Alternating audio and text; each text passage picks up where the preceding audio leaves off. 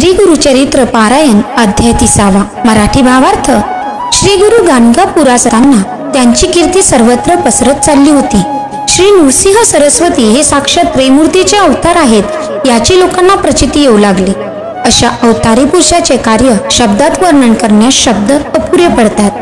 श्री गुरूंच्या दर्शनासाठी दूरदूरूनच सर्व थरातील लोक येत होते. श्री गुरूंचा कृपा आशीर्वाद घेऊन जात होते. गुरुकृपा होते त्याला सर्व अभिष्ट मिळते अशी श्रीगुरूंची ख्याती झाली असता उत्तरेकडे माहूर येथे गोपीनाथ नावाचा मोठा श्रीमंत माणूस राहत होता. गोपीनाथाला पुत्र प्राप्त होत असत, परंतु लगेच कालवश होत असत. त्यामुळे तो व त्याची पत्नी फार दुःखी होती. त्यांनी मनोभावे दत्तात्रेयाची आराधना सुरू केली. पुढे त्यांना एक पुत्र झाला. त्यांनी त्याचे नाव दत्तात्रेय असे ठेवले. ते दाम्पत्य धनसंपन्न होते. त्यांनी मुलाला खूप मायेने वाढवले. 5व्या वर्षी त्यांनी हौशेने त्याची मुंज केली. तो 12 वर्षाचा झाला तेव्हा सुंदर सुशील कन्या पाहून त्याचा विवाह केला. तिच्यावर सासू सासऱ्याचे खूप प्रेम होते. दत्तात्रेयाची पत्नी सासू सासऱ्यांची खूप सेवा करायची. अशा रीतीने लग्नानंतरची 4-5 वर्ष नवलाईत व आनंदात कशी सरली ते कळलेच नाही. पुढे दुर्दैवाने दत्तात्रेयाला एक व्याधी जडली. त्याची अन्नावरची वासनाच उडाली. अनेक औषधोपचार व्रतवैकल्य करून झाली, पण काही केला गुण येईना आणि शारीरिक व्याधी अधिकच बळावत चालली. त्याची पतिव्रता पत्नी त्याच्या बरोबरीने क्लेश सहन करीत होती. त्याचा देह फार क्षीण झाला. त्याच्या शरीराला दुर्गंधी येऊ लागली. वैद्यही त्याच्या जवळ जाईनात. तिनेही स्वतःवरती बरेच बंधने घालून घेतली. पती जेवढे अन्न सेवन करी तेवढेच अन्न ती खात असे. तिची माता पिता सासू सासरे तिला या गोष्टीपासून परावृत्त करण्याचा प्रयत्न करीत होते. तिचे दुःख व यातना पाहून ते खूप चिंता करू लागले. दत्तात्रेयाची शारीरिक स्थिती औषध उपचाराने सुधारणार नाही हे निश्चित झाले. मानवी प्रयत्न संपले. याचे रक्षण श्री शंकरच करील असे वैद्य म्हणू लागले. आपल्या आईवडिलांचे दुःख पाहून दत्तात्रेय त्यांना म्हणाला, सर्व काही ईश्वराची करणी आहे. मनुष्याचा प्रयत्न तिथे काय कर चालणार. माझ्या या व्याधीमुळे मी आपल्या ऋणातून मुक्त होऊ शकत नाही. याचे मला खूप वाईट वाटते. तो आपल्या पत्नीला म्हणाला, हे प्राणेश्वरी, माझे दिवस आता सरले. तू माझ्यासाठी फार कष्ट सोसलेस.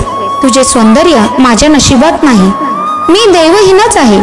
माझ्या अंगाला स्पर्श केलास तर तुझे सौभाग्य राहणार नाही. पतीचे वचन ऐकून ती खूप दुःखी झाली. ती म्हणाली, स्वामी, तुम्ही माझा अवेर करू नका. मी तुमच्या संगीच राहणार यात शंका नाही. ती आपल्या सासू सासऱ्यांना म्हणाली, माझे पती पूर्ण बरे होतील असा मला विश्वास वाटतो. तुम्ही चिंता करू नका.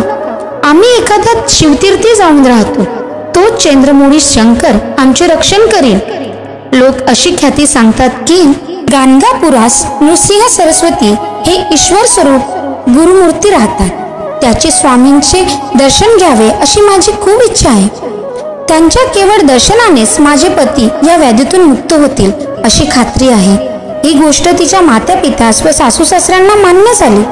त्याप्रमाणे ती सर्व आत्पेष्टांचा, माता पित्यांचा व सासू सासऱ्यांचा निरोप घेऊन गाणगापुरात जाण्यास निघाली. आपल्या नवऱ्याला डोलीत घालून ती पतिव्रता आपल्या पतीसह निघाली व काही काळ प्रवास करून गाणगापुरास आली. वाटेत तिच्या पतीचे दुखणे अधिकच बळावले. गावात आल्यावर तिने श्रीगुरूंचे वास्तव्य कुठे आहे वगैरे चौकशी केली. तेव्हा श्रीगुरू संगमावर गेले आहेत असे समजले. त्यावेळी ती पतिव्रता पतीजवळ आली व पाहते तो त्याचा अंतकाळ जवळ आलेला. त्याच वेळी त्याचे प्राण गेले. ती दुःख वेगाने आक्रोश करून भूमीवर लोळण घेऊ लागली. ग्रामस्थ लोकांनी तिला आत्मदहन करण्यापासून परावृत्त केले. ती पतिव्रता अशा रीतीने शोक करीत होती कारण तिला वाटत होती की आपण आपल्या पतीला सासू सासऱ्यांपासून दूर आणले, त्यांना शेवटचे दर्शन होऊ दिले नाही म्हणून ती स्वतःला दोष देऊ लागली. ती स्त्री अशा प्रकारे फार शोक करीत होती. तेवढ्यात तिथे एक सिद्ध पुरुष आला. सर्वांगाला भस्म लावलेले होते. जटा धारण केल्या होत्या. रुद्राक्ष माळा घातल्या होत्या. हातात त्रिशूळ धरला होता. तो म्हणाला, तू एवढा शोक करू नकोस. नशिबात जसे लिहिले असेल तसेच होते. पूर्वजन्मीच्या कर्माचे फळ भोगणे अटळ असते. ब्रह्मलिखित अटळ असते. ते भोगावेच लागतात. अशा प्रकारे त्या तपस्व्याने तिला बोध केला. तेव्हा तिला विवेक उपजला व तिने शोक आवरला. तिने हात जोडले, त्यांच्या चरणी मस्तक ठेवले आणि स्वामी, माझा उद्धार करा अशी विनंती केली. तुमच्या सांगण्याप्रमाणेच करेन असे म्हणून ती पुन्हा त्यांच्या पाया पडली. तिचे वचन ऐकून त्या योग्याने प्रसन्न वदनाने तिला स्त्रियांचे आचरण कसे असावे हे सविस्तर सांगितले. या पुढील कथा भाग पुढील अध्यायात आहे. श्री स्वामी समर्थ. श्री गुरुचरित्र अध्याय 30. श्री गणेशाय नमः.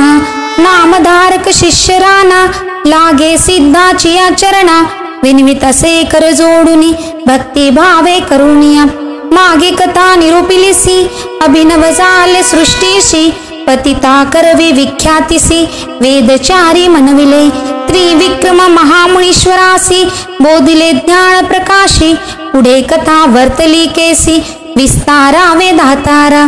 एकोणी शिष्याचे वचन, संतोषला सिद्ध आपण, प्रेम भावे आलिंगोन, आश्वासतसे तय वेडी. एक एक महिमा सांगता, विस्तार होईल बहुकथा, संकेत मार्ग तुझा आता, निरूपितसे परियसी. पुढे असता वर्तमानी, तया गान गागाम भुवनी, महिमा होतसे नित्य नूतनी, प्रख्यात रूप होऊनी.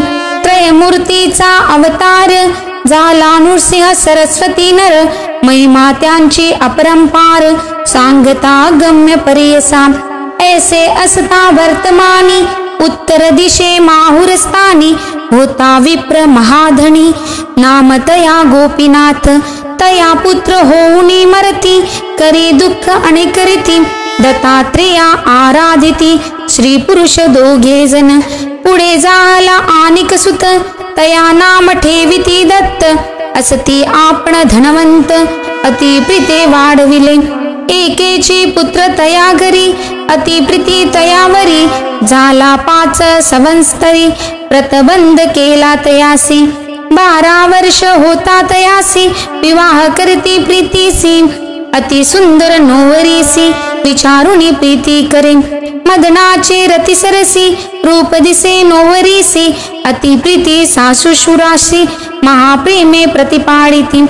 दंपती एकची वयसी, अति प्रिय महाहर्षी, वर्धता झाली 16 वर्षे तया पुत्रासी. दोघे सुंदर सुलक्षण, एका परिसी एक प्राण, न विसंबिती क्षण क्षण, अति प्रिय परियसा. ऐसे प्रेम असता देखा, व्याधी आली त्या पुरुषा, अनेक औषधे देता एका, आरोग्य नोहे तयासी. न रुचे अन्न तयासी, सदा राहे उपवासी, त्याची भार्या प्रीतीसी, आपण घे कदान्न. पुरुषावरी आपुला प्राण, नित्य करी उपोषण, पतीस देता औषधे जान, प्राशन करी परियसा. येणे परी 3 वर्षी, झाली व्याधी शयासी, पतिव्रता श्रीकेसी, पुरुषासवे कष्ट तसे. दुर्गंधी झाले देह त्याचे, जवळी न येती वैद्यसाचे, पतिव्रता सुमनतीचे, न विसंबेची क्षणभरी. माता पिता दयाद कोती, समस्त तिसी वारिती, पतिव्रता ज्ञानवंती, न एके बोल कवणाचे. अनेक जपानुष्ठान, मंत्रविद्या महाहवन, अपरिमित ब्राह्मण भोजन, करविता ती अवधारा. अनेक परीचे वैद्य येती, दिव्य रस औषधी देती, शमन नव्हे कवनरीती, महाव्याधीने व्यापिले. पुससी जाणत्या ज्योतिषाशी, पूजा करवी कुळदेवतासी, काही केली या पुत्रासी, आरोग्य नोहे सर्वथा. वैद्य मनती तये वेळी, नव्हे बरवे त्यासी अडडी, राखील तया चंद्रमोडी, मनुष्य यज्ञ नोहे आता. ऐसे कोणी माता पिता, दुःखे दाटली करीती चिंता, जय जय जगन्नाथा, दत्तात्रेया गुरुमूर्ती. आराधुनिया तुम्हासी, पुत्र लादलो संतोषी, पापरूप आपणासी, निदान केवी राहो पाय. ऐसे नाना परी देखा, दुःख करती जननी जनैका, वारी तसे पुत्र एका, माता पिता आलिंगुनी. आता तुम्ही दुःख न करणे, परमार्थे दृष्टी देणे, जैसे काय असील होणे, ब्रह्मांदिका न सुटेशी, येणे परे जननी जनेका, संभाषी तसे पुत्रनिका, तेने परे श्रेयशी देखा, सांगतसे परियसा, मने एक प्राणेश्वरी, झाले आमुचे दिवस सरी, मज निमित्ते कष्टलेसी भारी, वृथा गेले कष्ट तुझे, जरी रासे आमुचे घरी, तुझ पोषितील परी करी, तुझ वाटेल कष्ट भारी, जाई आपुला माहेरा, ऐसे तुझे सुंदरपण, न लादे आपण देवहीन, न राहे तुझे अवेपन, माझे अंग स्पर्शता, एकोणी पतीचे वचन, मूर्छा आली तक्षण, माथा लावून या चरणा, दुःख करी तया वेळी, मनी स्वामी प्राणेश्वरा, तुम्ही मजना वेरा, तुम्हा सरी दातारा,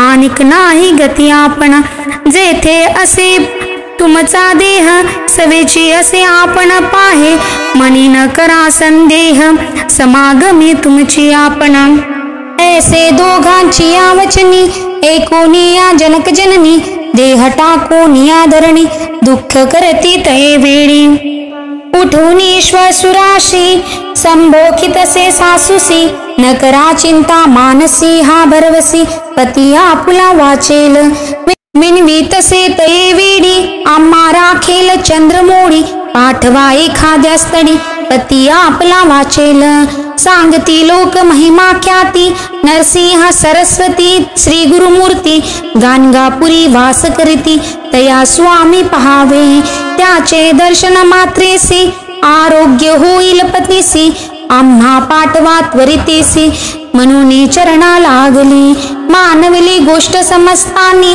माता पिता श्वशुरांसी, निरोप घेऊनी सकळिकांसी, निगती झाली तये वेळी, तया रोगी या करुणी डोली, घेऊनी निघाली ते बाळी, विनवीतसे तये वेळी, आपले सासू शुराशी, स्थिर करुणी अंतकरण, सुखे राहावे दोघे जण, पती असे माझा प्राण, राखील माझे कुळदैवत, येणे परी पती सहित, निगती झाली पतिव्रता, वचित काळ मार्ग क्रमिता, आली गाणगापुरासी, मार्ग क्रमिता रोगियासी, अधिक झाला त्रिदोषी, उतरता ग्राम प्रदेशी, अति संकट जाहले विचारिता श्री गुरुसी, गेले होते संगमासी, जावे म्हणून दर्शनासी, निगता झाली तये वेळ, पतिव्रता तये वेळ, आली आपुले पतीजवळ, पाहता आला अंतकाळ,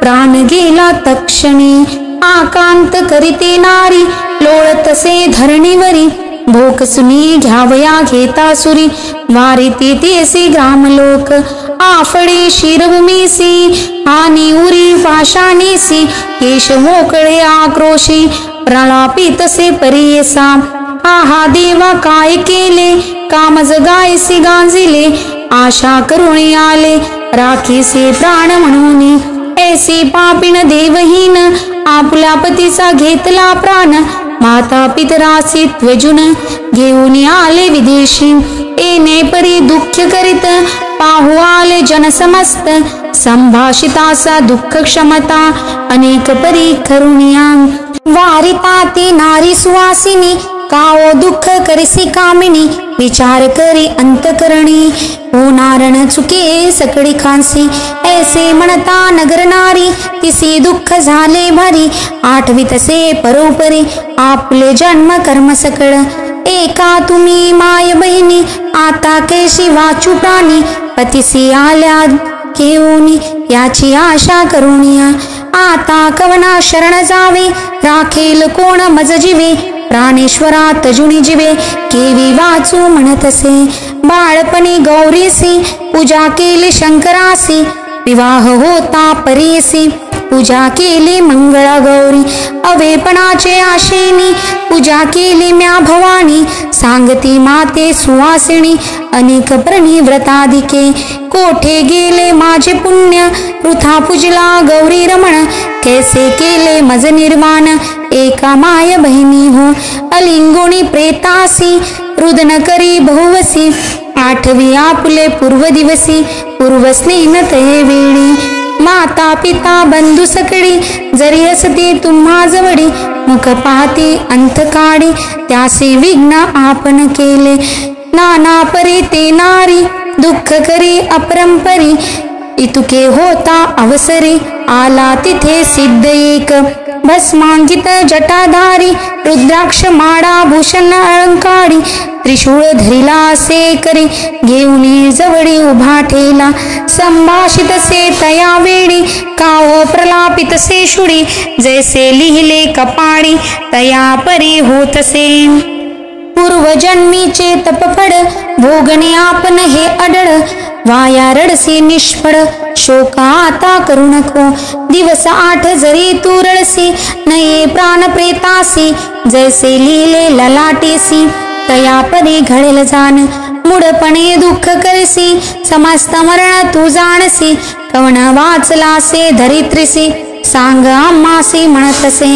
आपुला म्हणतसे प्राणेश्वरू कोठे उपजला तनरू तुझा जन्म झाला एरू कवण तुझे माता पिता पाहे पा एका वृक्षावरी येते पक्षी अपरंपरी क्रमोणी प्रहर जारी जाती मागुती चोहीकडे तैसे हा संसार जाण नारी कवन वाचला असेल स्थिरी मोहा मोहे कलत्रपुरी पती मनसे आपुला गंगेमध्ये जैसा फेन तेने परी देह जाण स्थिर नोव्हे याची कारण शोक वृथा करू नको पंचभूतात्मात देह तत्संबंधी गुणे पाहे आपुले कर्म कैसे आहे तैसा गुण उद्भवे गुणानुबंधने कर्म घडते कर्मासारखे दुःख प्राप्ती माया मोहाची आरिती मायामय संबंधे माया गुण उपजे सत्व रजो तमो गुण येणे ही तिन्ही देह जाण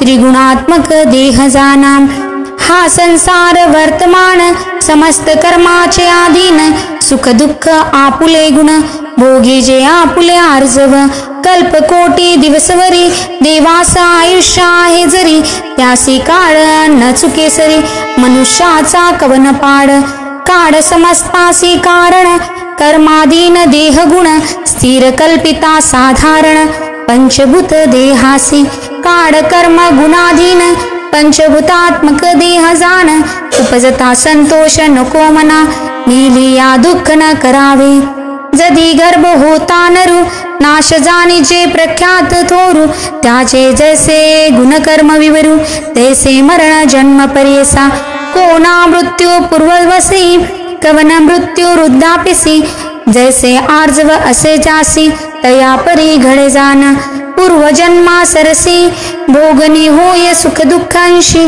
कलत्र पुत्र पतिहर्षी पाप पुण्यांशे जाना आयुष्य सुख दुःख जाना समस्त पाप वश्य पुण्य ललाटी लिहिले असे ब्राह्मणे आढळ जाण वीज सज्जना शतसहस्र कोटी जन्मी तू कवनाची कोण होती गृहिणी वाया दुःख करसी जणी मूर्खपणे करुणिया पंचभूतात्मक शरीर त्वचा मास शिरा रुधिर मेद मजा अस्ति नर विष्टामूत्र श्लेष संधी ऐसा शरीर घोरात पाहता काय असे स्वार्थ मलमूत्र भरले रक्त तया कारणे शोक करसी विचार पाहे पुढे आपुला कोणे परी मार्ग असे भला संसार सागर पाहिजे तरला तैसे मार्ग पाहे बाळे येणे परी तेसी बोधिता झाला तापसी ज्ञान झाले तेसी सांडी शोक तया वेळी कर जोडणी तये वेळी